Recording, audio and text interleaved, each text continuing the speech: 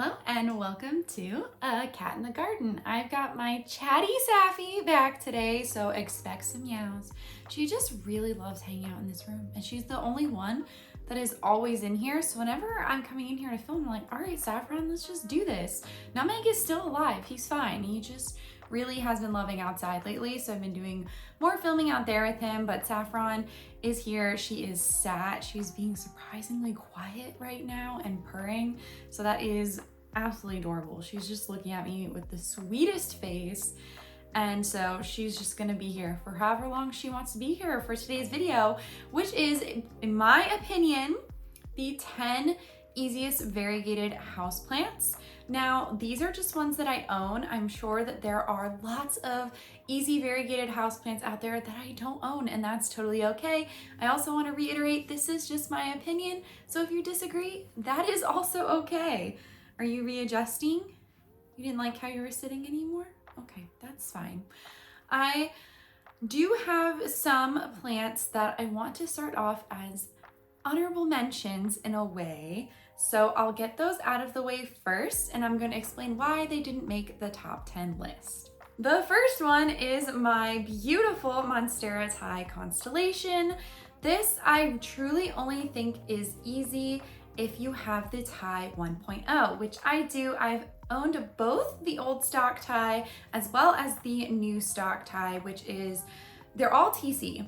But the thae 2.0 or the new stock is, I think, thaes that were released after 2020, where the old stock is 2018 and 2019. So this is an old stock cutting. It is extremely hardy. Nothing will kill this plant.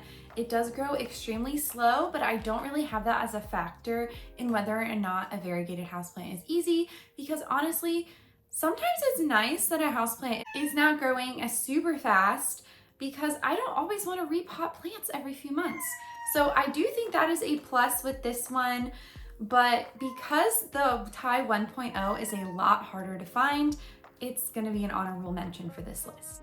The second one is my absolutely gorgeous Philodendron White Wizard, but it is gonna be an honorable mention because I think the only way that any plant that is an upright philodendron in the Philodendron arabescens family would be easygoing is if you put it on a pole. This was the first one that I ended up putting on a pole, and it responded really well. I also chose a specimen when I purchased it that had really balanced variegation all around. I have since put my Philodendron subhastatum on a pole, which is related. It is in the same family. It's not variegated, but it has responded really well. I know a lot of people don't put their upright philodendrons on poles, which I think everybody should. I think you absolutely should, but a lot of people don't. So that's why I put this as an honorable mention, because it does require some extra steps in order to be an easy growing plant, where I think a lot of the other plants, it's either self-explanatory that the plant should have a pole, or they just really don't need it.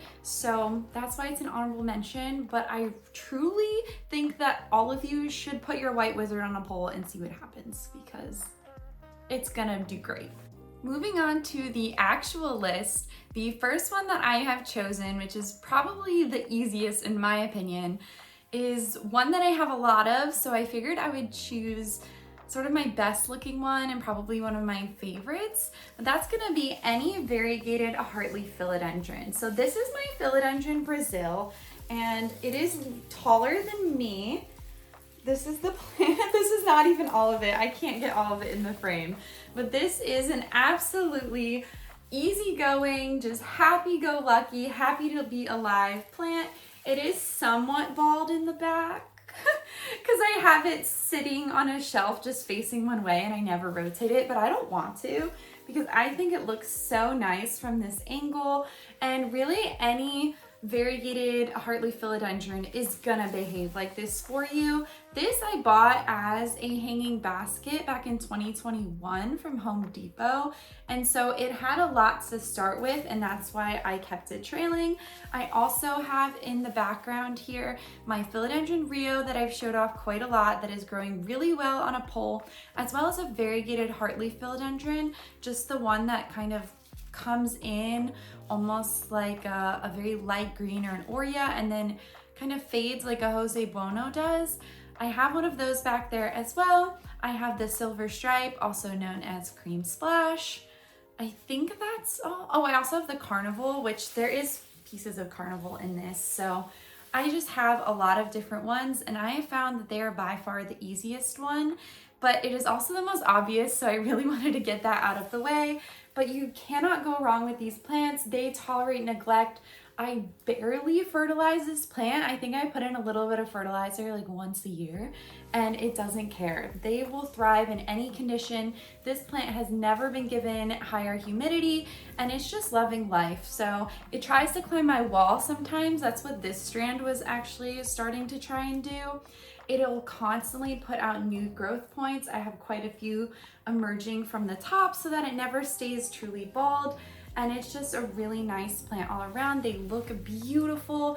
They're just a perfect statement plant, and they're super cheap. So I just think they're insanely easy and definitely number one on this list. Next up, I have another one that's pretty obvious, so I wanted to get it out of the way, but that's going to be pothos. I have quite a few different variegated pothos. I have the Marble Queen that's often in the background of these videos. This is a glacier pothos. I know it's kind of debatable as to whether or not glacier is a true different pothos type, but it is looking really cute lately and growing really nicely, so I figured I would use it to show it off. I also have golden pothos growing outside. I actually have a bird that has nested in it for the second year in a row, and it has survived several months without being able to water it because there are baby birds in the pot. So that just goes to show how hardy pothos truly is. I've also got the Emerald Pothos, the Global Green. I have that one too. I've had more over the years. I actually have two Global Greens right now, but I have had more. I kind of fluctuate which ones I have just because they're really easy to find. That's another positive for these plants, is that they are at a really low price point, and they're also super hardy. They are almost impossible to kill, and if you do end up killing one for whatever reason, I know I killed a couple when we moved, you can easily replace it and it'll still be a really hardy plant. This one I actually have growing in no drainage with leca at the bottom, and it's just loving life. I got it as a couple cuttings maybe a year or two ago, and it's just really happy. And that's what pothos are. You can have them trailing.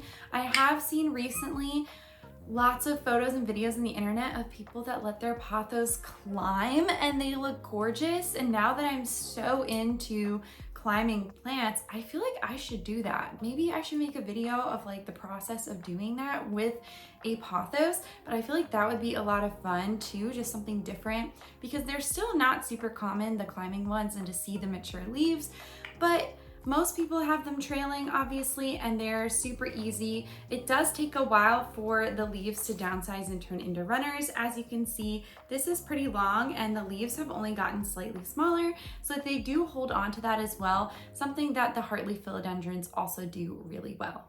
Next, I have a plant that you might not expect, but I feel like it is worth mentioning. That is going to be a Hoya. So this is my Hoya Fua Lynn, and that's just the fancy name for an outer variegated Albo Hoya Fua. So they're more commonly not variegated or the inner variegated.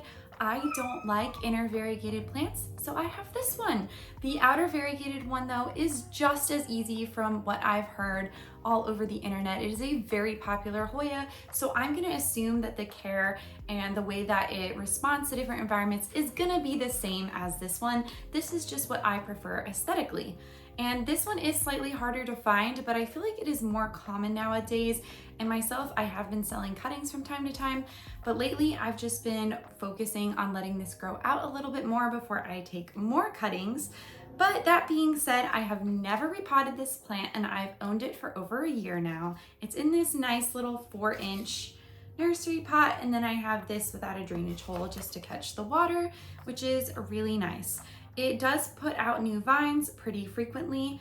I've got 2 or 3 growing right now. This is a really nice trailing Hoya, and I like to put trailing plants in a video like this because they require the least amount of extra work to be an easygoing plant.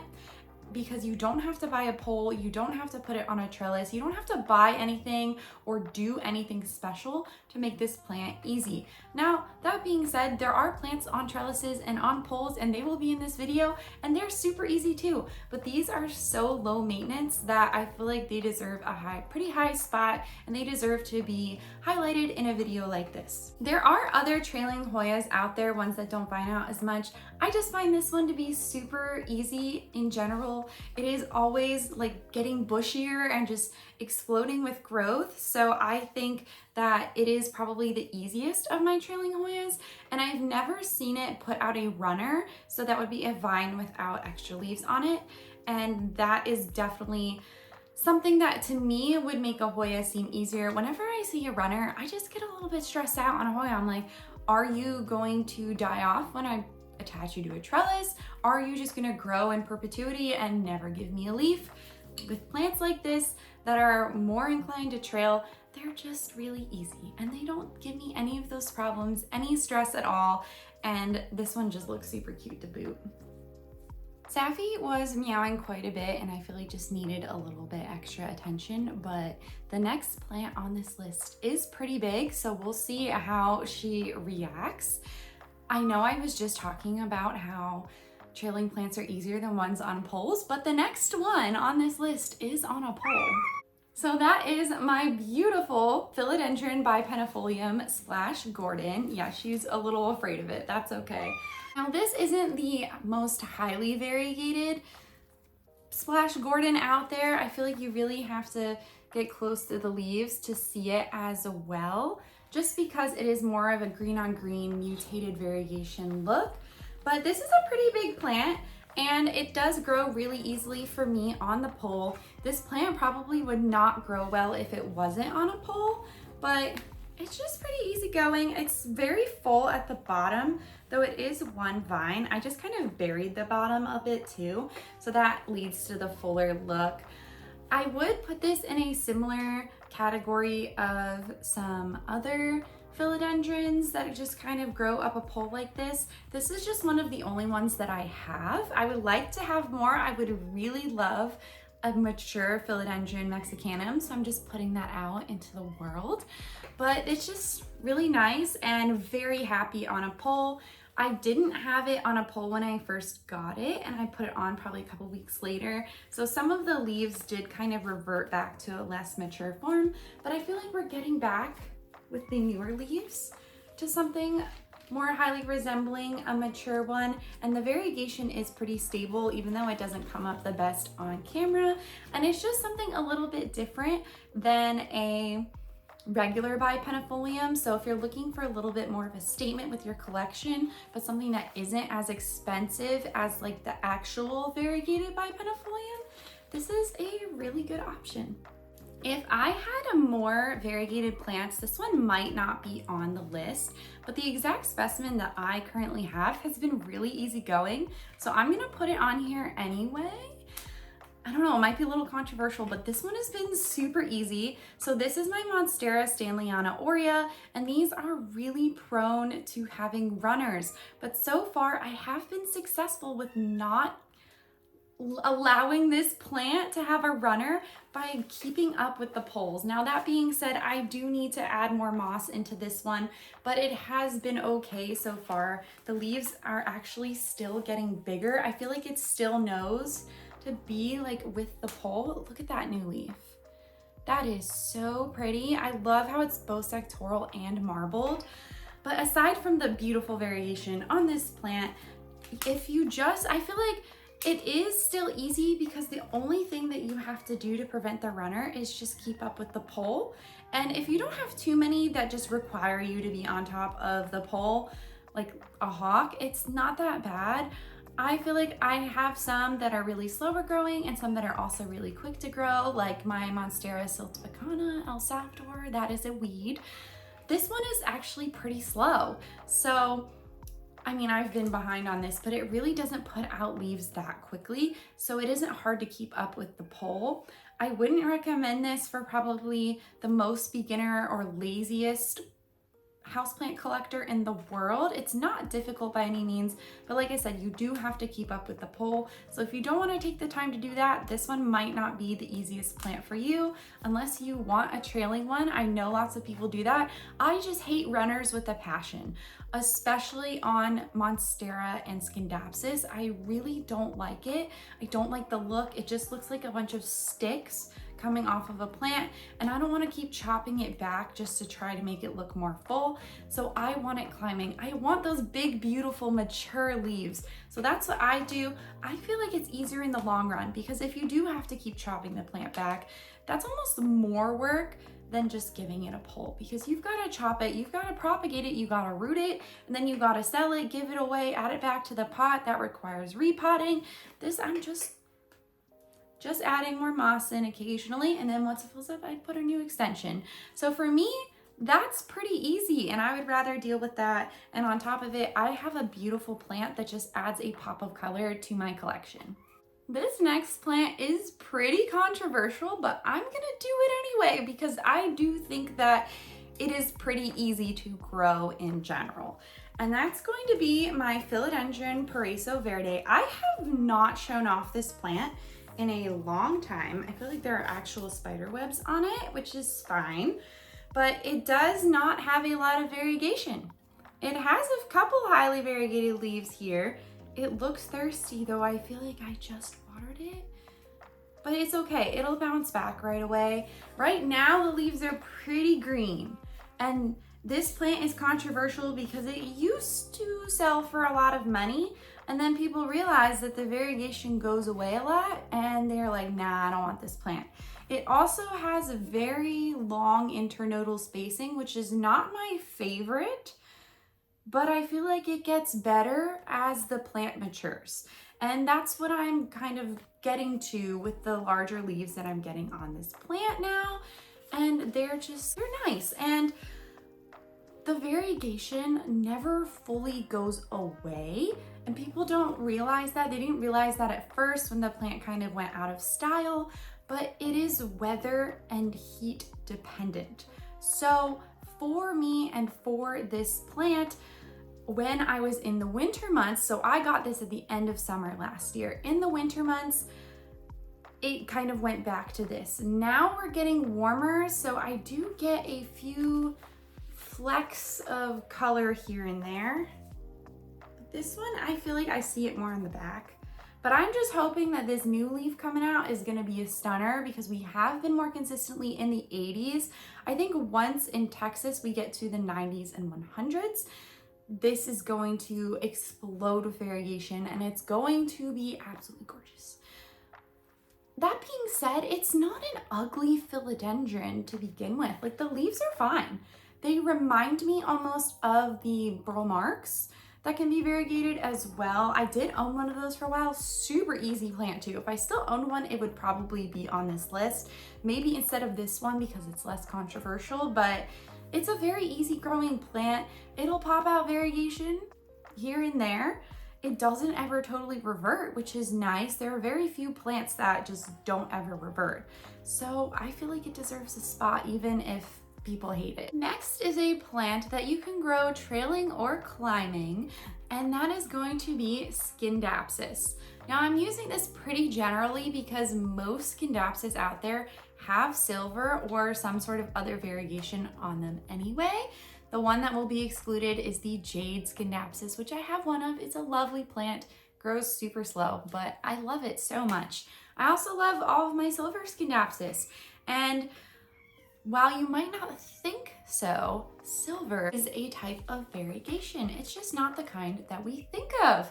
But this is classified as variegation, and it is easier, I think, to deal with than if you have too much variegation on, say, a Monera Albo or some other plant like that, because it is not really going to negatively affect how the plant is bringing in energy. Now, this is one of my most recent Dapsis acquisitions. I know I've said this before, but I really used to hate Silver Lady. I used to think it was so ugly, and now I saw one at Wild Roots and was like, I gotta have this. This is so cute. And you can see it wants to climb something. This is growing upward, and I am meaning to get this on a pole. I might have to propagate this because it does have a runner. It had this runner when I bought it, so this is nothing new. And I'm like allergic to runners. That's how much I don't like them. But this is doing really well. So that is promising. I just don't really have time right now because I'm going on a trip in a couple days. So this is something I'm gonna deal with after. I do have like some pots and some poles that I can use for it, but I'm looking forward to that because this has been very easygoing so far. All of my other skin Dapsis are very easygoing because they let you know when they're thirsty. These leaves are really thick and they're very firm. If you've ever had a skin Dapsis, you'll be able to kind of envision this, but the leaves are just very thick on this species of plant. And when it is thirsty, the leaves wilt. I do have some donor leaves on this plant because it was cuttings. So you actually will be able to see how these are so limp, so thin, they're going to die off, and that's totally okay because they're donor leaves, but that is what the whole plant will do when it is thirsty. Now, this is a little bit more of an extreme case, but they'll start to do that when they get thirsty, and they just let you know. They let you know that they're ready for a drink. And if you don't mind runners, because I know some people aren't bothered by them as much as I am, you can easily have a beautiful trailing skin Dapsis. They'll also just as easily climb. It's the same thing, like I said about the Leana Aurea, you just gotta give it a pull. That's it, and you gotta keep up with it. Skin Dapsis are not the fastest growers either, so you're not going to have as much of an upkeep. There is a bit of a theme in this video where if you have plants on a pole, they're probably not going to be super fast growing, and that in turn leads to their care being easier. It doesn't mean that there's anything wrong with the plant. I fertilize my skin Dapsis just as much as my philodendrons and my monsteras. They're just a little slower, and that's totally okay. I like it. I feel like we should normalize that slow growing plants are okay too. Switching back gears a little bit, I have a plant that maybe you might say I haven't had it long enough to say this about it, but I don't care. This is my video and I think it's easy. So this is my Philodendron Hoya Bono. This plant has been super easy for me so far, and you might say I haven't had it long enough because this is really tiny, and most people, I feel like, have mature versions of this plant. I would love a mature version one day, but this was a gift from my friend Carson, and I absolutely love it. It has so much sentimental value, and it has really great variegation to boot, so I'm willing to wait for this to one day become a mature plant. While I've been waiting and watching it grow, it has sized up really easily. This was not TC grown. This was from a cutting of a very mature Hoya Bono that he had and chopped up, and it is just sized up really nicely. As you can see, the original leaves are super tiny. Meanwhile, I've got some pretty big leaves near the top here that are just growing really well. I would like to eventually get it a coco coir pole. I feel like that would do better for a plant that gets really big and doesn't necessarily just grow upright like a Peraso Verde or a bipenifolium would. I feel like on these, the internodal spacing is really tight and it just needs something for support. So I think a coco coir pole, coco coir wrapped around a wood plank would be really nice for a plant like this that doesn't necessarily need to fully root into the pole. It just needs some support to stay upright. So that is my goal for it one day. If it is too small for a coco coir pole, I might just do moss poles in the interim, but it's just doing really well so far. I can't complain about it. It's not the thirstiest plant out there. It just keeps growing steadily, not super slow like a skin Dapsis, but not super fast either. And just being able to see it mature with each leaf has been really rewarding. Now the variegation on a Hoya Bono does fade. It comes in a really bright white, and this one was a half moon, and it's pretty much faded to green at this point. You can still notice the variegation, but it's not going to stay that bright white that it is when it emerges. That's totally okay. I think that also helps lead it to be an easier going variegated plant. My variegated heartleaf that does the same thing, super easy. The Peraso Verde grows like a weed, matures super fast, and kind of plays around with the variegation. It doesn't have super bright variegation either. So maybe there's something to be said for those green on green type plants, or ones where the variegation fades, that they're going to be pretty easy. But Jose Bono has been a lot easier than I anticipated it would be, and I'm really happy about that. We are in the home stretch. This is the second to last plant in this video. And I know we just talked about silver variegation, but not only is it on Dapsis, but it's on Hoya. So of course I had to put another Hoya in this video. I feel like it would be really redundant if I just did a bunch of different variegated Hoyas. So I thought maybe I'd also do a silver variegated one, if that's okay. This one is my easiest one. This is my Hoya Fua Enus. I did a whole video about it when it bloomed. It was gorgeous. I was so obsessed with it. The Lacrimosa mint coin also could be put in its place, but I've had this one longer, officially over a year now, because I got it at the end of April last year in Pennsylvania, and I flew it back with me on the plane. It survived all of that, did just fine. It's growing beautifully. It has bloomed for me. And it's just a really nice plant. I think every single person that owns Hoya should have a Fua Enus. I love the sandpapery leaves, the texture. I love fuzzy sandpaper. Any sort of weird texture on a Hoya is going to be a bonus for me. I really like it. I love the splash. It's so beautiful. If there is a silver version of this plant out there, just full silver, I would pay money for it. I would pay more money than I should for it because I love this plant so very much. It puts out new leaves. Like, this is the newest leaf and it's toward the bottom of the plant, so it'll just put out random leaves to make it look more full all the time, which I really appreciate from it. And the carrot really isn't anything crazy. It isn't a super thirsty Hoya. Like most Hoya, the leaves will start to get limp when it is thirsty, but I'm usually pretty much on top of it because it is in a moss-based mix. Whenever that dries out, I just give it a good drink. Other than that, it's just really pretty to look at, and that's why I chose it. You could replace it with any Hoya with splash or silver, like we went over with the Dapsis. That too is variegation, and it deserves its spot in this video. Finally, we are at the last plant, and this might be a little bit controversial, but I truly think this is maybe my easiest one, and you might have seen it because I did a bad job of keeping it out of the frame, but this is my Monera Albo. I love this plant so dearly, and it truly is an easy variegated houseplant. And if you want an easy houseplant that's also just going to wow people as well as yourself, look at those leaves. This is the plant to have. I really think because the prices have come down, it is so much more affordable now, and it's going to grow really tall. It can be a nice corner piece in a living room or a really big statement piece that you want to put front and center. Whatever you want to do with it, it's going to be very easy growing. I've grown it almost exclusively in regular room humidity, and I have yet to have a leaf brown on this Albo.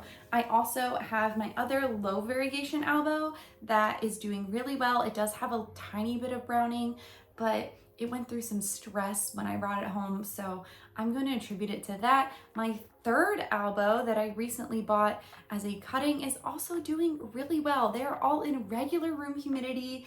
I don't recommend, if you're gonna have it in regular room humidity, getting the most highly variegated one. That's another tip with some of these plants. If you do get one that has 50% or more variegation, some of this might not apply, but for me, I purposely look for plants that really have this level of variegation, sometimes a little bit more, and that's okay. But if you have giant chunks of white or giant chunks of yellow, whatever color variegation on any of these plants, they might not be as easygoing as the ones that I've picked out today, but I think they'll still grow easily even if you have to put them in a situation where they have to have higher humidity. That's just one more factor, and it's a pretty easy one to figure out whether you've got a cabinet or a humidifier or you just live in a high humidity place like Florida, which is awesome if you do. I don't, so I have to pick plants that work best for my environment, and this one does really well. This plant can do absolutely no wrong in my eyes, even if it did lose a leaf or a leaf was browning, but this is just the easiest one and I love it so much. I feel like I've talked about it a lot, so I'm just gonna end it there with this one and just show off these beautiful new leaves with fenestrations one more time. So that is it for the 10 easiest variegated houseplants in my collection. All my opinion, obviously, but I hope you like the ones that I picked out just as much as I did. If you like this video, make sure to give Saffron and I here a thumbs up down below and subscribe so you don't miss anything from us here on the channel. Thanks again for watching, and we'll catch you in the next one.